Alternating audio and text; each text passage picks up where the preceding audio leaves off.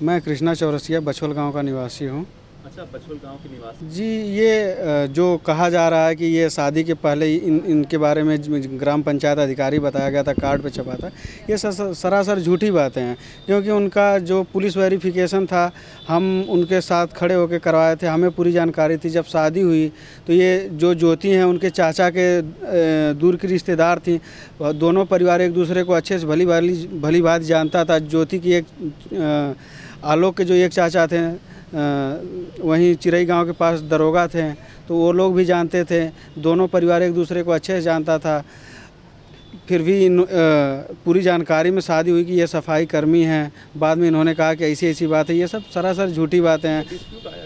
Dispute सब कुछ अच्छे से चल रहा था। जब पति पत्नी के बीच में वो आया तो इसलिए धीरे धीरे विवाद बढ़ता गया। उनके साथ आपत्तिजनक हालत में मिलना, ये सब चीज़ें जब हुई तो दिक्कत हुई। जो फिर इन्होंने सामने आके एक बार रंगे हाथ पकड़ के पूछा ये क्या है, तो कहें कि हम अब आपसे अलग होना चाहते हैं, हम इनसे प्यार करते हैं, इनसे।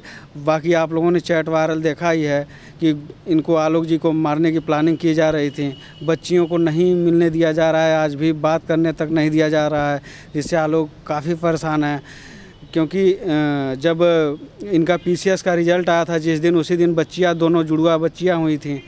और ये फिर ये ट्रेनिंग करने चली गई। आलोक ने ही इनको पाला पोसा, आगे बड़ा किया, परमानेंट बच्चियों के साथ रहें। तो काफ़ी बच्चों से सबका कितना लगाव होता है आप लोग समझ ही सकते हैं। लेकिन फिर भी इन्होंने बच्चियों का मुंह देख के मामला को शांत करना चाहा, कंप्रोमाइज़ करना चाहा, लेकिन ज्योति जी ने इनको तलाक के बदले कोई कंप्रोमाइज़ नहीं किया। अच्छा, आपका कहना है कि एक माँ की तरह आलोक मौर्य ने अपने बच्चों को जी बिल्कुल पाला है। क्योंकि ये ट्रेनिंग पे चली गई, जुड़वा बच्चियां थीं। इन्होंने नौकरी से कम नौकरी पे जाके किसी तरह पाला पोसा। आज उसी चीज़ की ये जांच करा रही हैं ज्योति जी कि इन्होंने नौकरी पे टाइम से ड्यूटी नहीं की। वही खुद ही जांच बैठाई हैं DPRO के यहाँ। बच्चियों को पालें और उन्हीं की माता ने ऐसा जांच बैठा दी है कि दबाव बना रही हैं कि इनकी नौकरी बर्खास्त की जाए। अच्छा, जिस तरीके से आप लोग का गांव में एक और मामला है, लोग कह रहे हैं कि अब आपके गांव में बहुओं को पढ़ाने से लोग बड़ा डर रहे हैं, और इसको लेकर क्या कहते हैं? जी बिल्कुल। अब इतने त्याग के बाद, इतने परिश्रम के बाद आदमी पढ़ाई लिखाए, बदले में क्या मिल रहा है? आखिर बदनामी और बच्चियों से दूर, शादी टूट रही है। अब क्यों पढ़ाए अपनी बीवियों को, अपनी बहुओं को आदमी क्यों पढ़ाए? आप ही बताइए। यही दिन देखने के लिए पढ़ाए?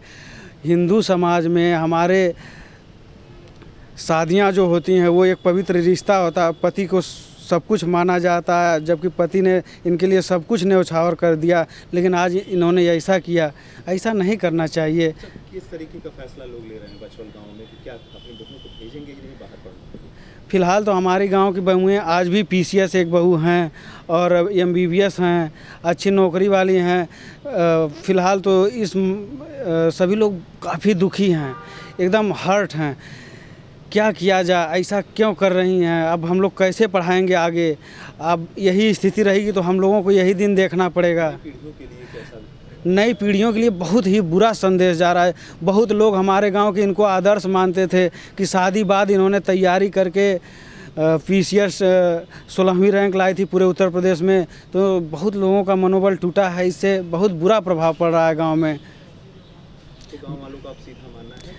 जी बिल्कुल टूट चुके हैं इस मामले से। पूरे गांव का लोग टूट चुके हैं। जब इनका आलोक मौर्य का परिवार है, इनके परिवार में 15-20 लोग टीचर हैं। टीचरों का परिवार कितना सज्जन, कितना सभ्य होता है, सभी लोग जानते हैं। इन्होंने हमेशा सबको पढ़ाने लिखाने के लिए आगे बढ़ाया। कोई भी बच्चा अगर ये आलोक मौर्य के पिताजी राम मुरारी मौर्य हैं, पता चलता था इनको कोई पढ़ने जा रहा है, उसके पास पैसे नहीं तो उसको 1000-2000 उस समय देते थे। ये बहुत ही निहायत ही सज्जन इंसान थे, बहुत ही शरीफ हैं। आज भी कोई भी गांव में इनके खिलाफ नहीं है, ना ही इनका ये आज तक कोई दुश्मन है। ये